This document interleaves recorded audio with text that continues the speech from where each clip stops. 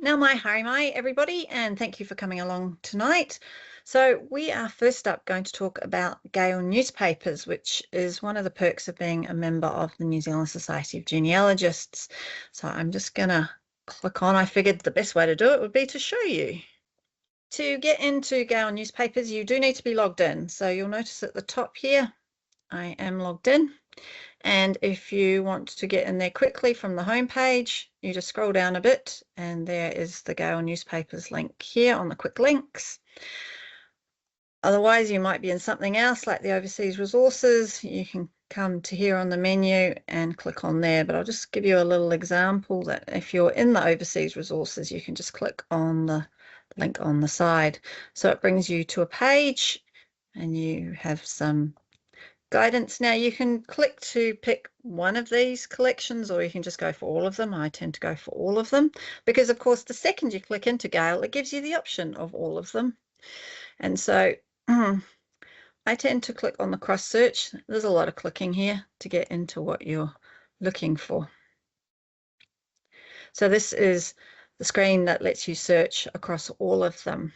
So my first interaction with newspapers was when I discovered that my great-great-grandparents, William and Fanny, got divorced. And this was back before the internet. So I had to go and look up in an index book, and then I had to go find the microfilm of the Times newspaper. And not that one, this one. This is the piece of newspaper I found on the microfilm. So it is part of this Gale collection, the Times newspaper.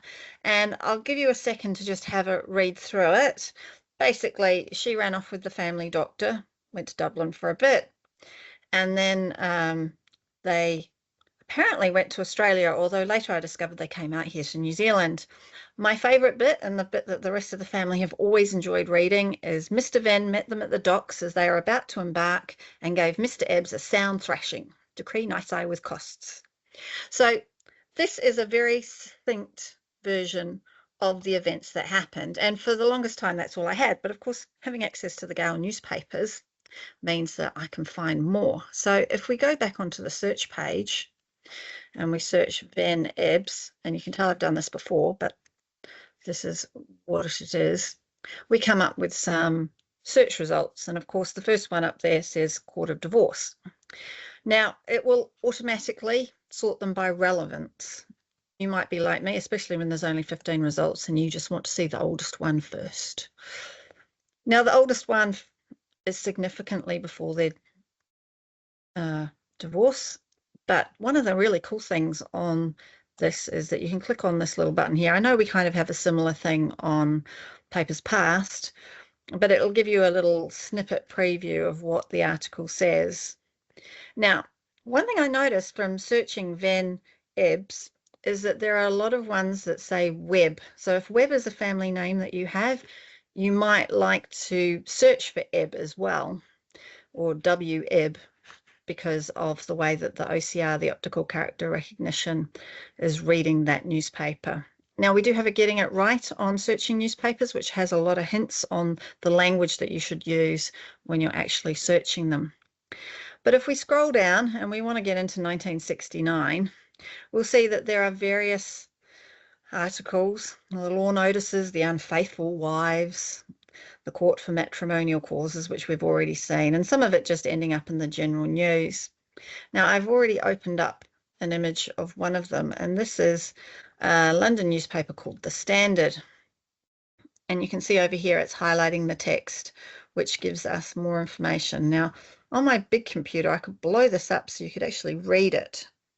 But this article, because I've been through all of them, is actually the fullest version of events, and there's significantly more information in there than was in the Times one. So while it's really sort of easy to overlook multiple articles because newspapers, around an area would all print the same thing, sometimes they print just a smidgen more, or sometimes a lot more. So it is a good idea to have a look at them. Now, my preferred way of doing newspaper articles, if I can manage to get the screen in the right position, is to use my snipping tool. Or you could do a screenshot. Now, one of the cool things you can do on here, as you see down the side here, there's some options, you can click on this one that says view full citation. The interesting thing about this is that it doesn't have the name of the newspaper in it, so you will need to make sure you clip this bit here that says the Standard. But if you snap from across the top here, across, down, and around, you'll have pretty much all the information you will need to cite a source for this particular article in the future, especially if you are snipping lots of things and you're not necessarily naming your files correctly. We have a getting it right on that one as well. You know, it might help later for you to be able to see all that information. The other options they have in here, you can search within the document itself, and the view options are always interesting.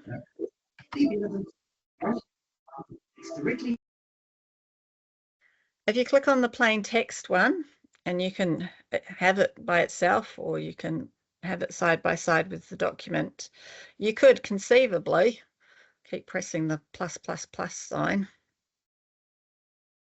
have it and the transcript, which is down the bottom somewhere. Scroll. But one good thing, and you can do this on Papers Past as well, is that once you've found the bit in the OCR, that's your bit, and this is going to take me a little while to find because I think we're near the end. But yeah, here we go. You can actually copy and paste this into other documents, saves you having to retype it all. You will have to go through and check some of the words because, like you can see here, respondent, because it's over here, it's 2 words. It's hyphenated between the 2 lines. It's not as you would normally have it. So you will have to go through and actually read it to check that it's all right, but it does save you a bit of typing.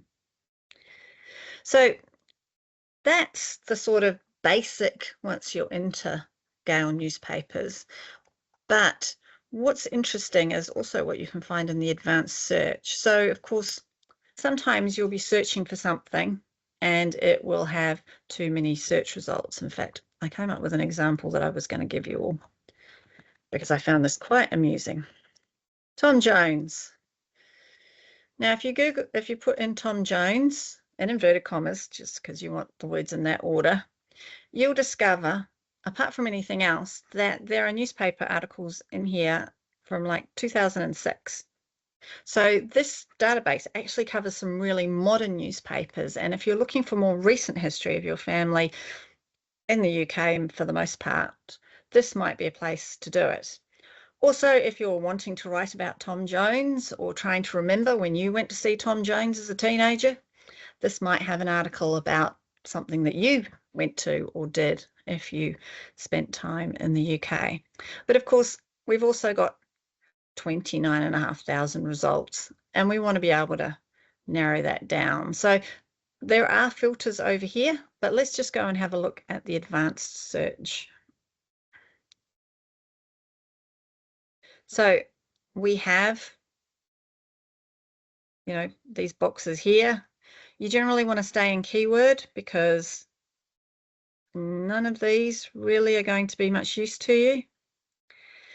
The thing to note here is this search tips section. And if you just click on them going across the page, it will tell you how you can use search terms. So they have and or not, proximity, which on Papers Past is the little tilde squiggle, but this one they use an N in between. Nesting, which is basically using lots of terms to control what you want. So milk or dark and chocolate. Quotation marks, which of course we can't live without when we're doing these things. Wildcards. Now, one of the biggest issues with newspapers is the OCR, the optical character recognition that reads it. Sometimes it doesn't read it very well. And this last one here I found really, really interesting is what it ignores. So it doesn't pay any attention to search capitalization, so you can spell Harry Potter without any capital letters. It doesn't pay any attention to full stops or slashes if you're doing fractions or apostrophes or anything like that. But what's interesting is this last one here, that it doesn't have a stop words list. So generally speaking, when you search for these little words, and they've highlighted some of them here, it won't look for them. but on Gale it will. And so it is quite interesting. I didn't actually do the check, the hunt for Red October versus hunt Red October, just to see the difference. But, you know, if you're looking for something that is the something of something, or, you know, things like that, you might actually want to include those words to limit the search results that you have. If you keep scrolling down the page, you can again pick which newspapers, if any, you're searching for. The dates, you've got a selection there. Between is usually a good one. You only need to stick the year in. You don't need to worry about the months and dates if you're doing quite a broad search. But if you have a specific date you're looking at, then you can get down to that level of detail. I wouldn't really bother with what's under the content type because we are searching newspapers, but some of them might fall under manuscripts because of how old they are. So, you know, document type. Emerson Vandy, who I've seen do presentations on papers past, always says be wary of this one because the OCR is picking what type of document it is. So maybe leave that one. But you might have a publication title section. I think more interesting might be the country or territory. Now, just skipping down to the state or province, they're all in America, but the country or territory has quite a wide array, including New Zealand. There is only one thing in there from New Zealand. You can see the rest of it, but if I just click for New Zealand and search, it will hopefully, let's put in old Tom Jones again, see if he comes up in New Zealand.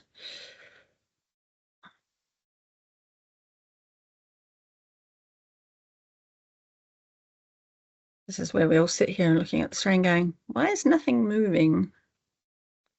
Okay. That's interesting. Hopefully my internet's still working. Let's just search for Jones. It's always annoying when things don't go to plan, isn't it? Okay, what's it doing?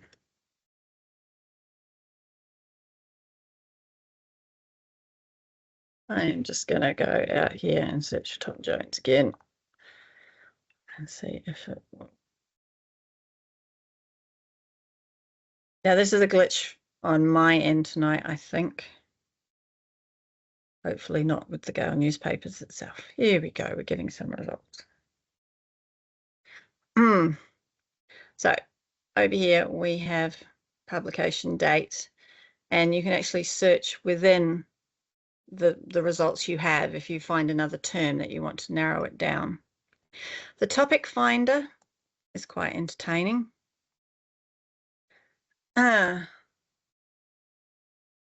This is where it visualizes things. To be honest, it's not really useful for your research, but it is entertaining because you can go opera. What has Tom Jones got to go do with opera? And apparently there's a comic opera called Tom Jones.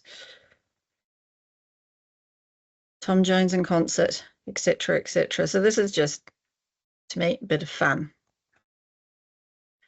So let's go back to our Tom Jones results. I did want to show you the New Zealand one, but it's not popping up. It is a New Zealand ladies magazine, and it is, I would say, full of gossip. So it might be useful to actually have a recent look in there for your New Zealand family, because you know, they're the sorts of magazines that says, you know, Mrs. Jones went to stay with her daughter, Mrs. Smith, and they did this, that, and the other, and those sorts of things. And that's Gale Newspapers. Thank you for joining us.